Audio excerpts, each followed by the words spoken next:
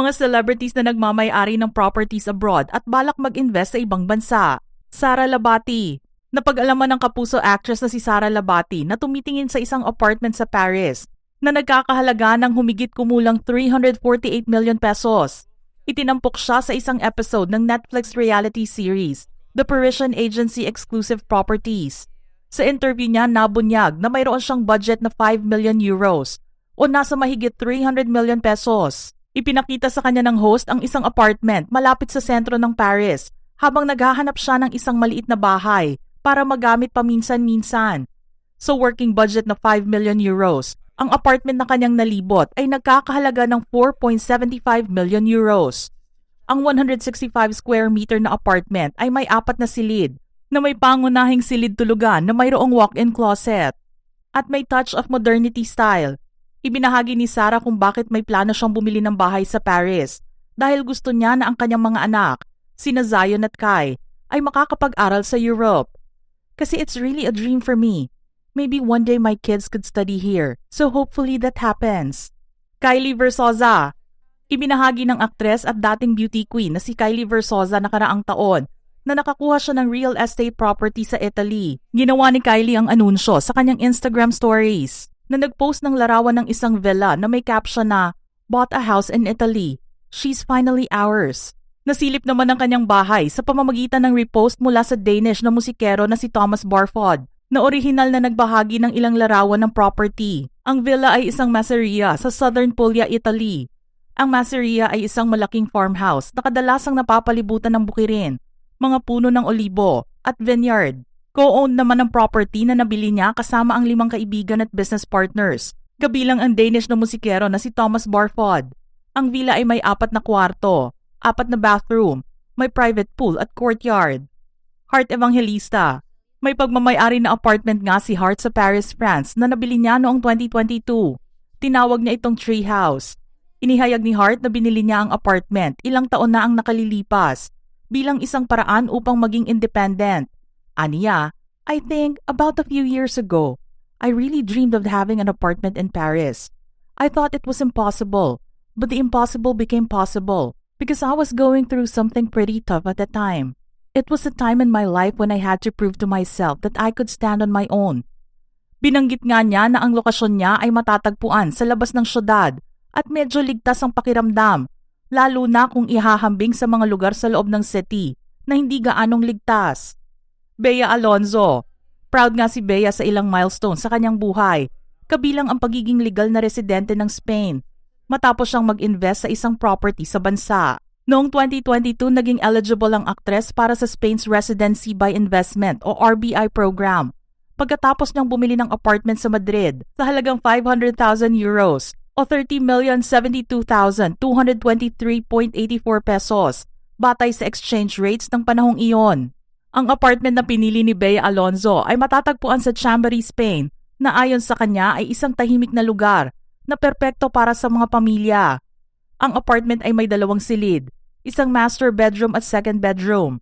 Ayon kay Bea Alonzo, ang hindi lang niya nagustuhan sa unit ay 2 lang ang kwarto nito. Ivana Alawi. Ipinasilip ni Ivana noong 2020 ang ancestral house nila sa Bahrain. Nilinaw ni Ivana na ang ari-arian ay orihinal na pagmamay-ari ng kanyang ama at ang kanyang pangalan ay nakaukit pa sa gate ng bahay nila. Idinagdag niya na habang may sentimental value ang bahay, hindi niya nakikita ang kanyang sarili na bumalik sa Bahrain ng permanente dahilan upang ibenta nila ito. Aniya noon, "Alam mo, hindi ako ganun kagaling gumawa ng istorya. Kinuwento ko talaga kung saan kami lumaki. The reason why we're selling it is because 5 years after renovation, wala nang nakatira. Nabubulok lang yung bahay. Until now, every week, may nag-o-open ng aircon twice a week." Manny Pacquiao.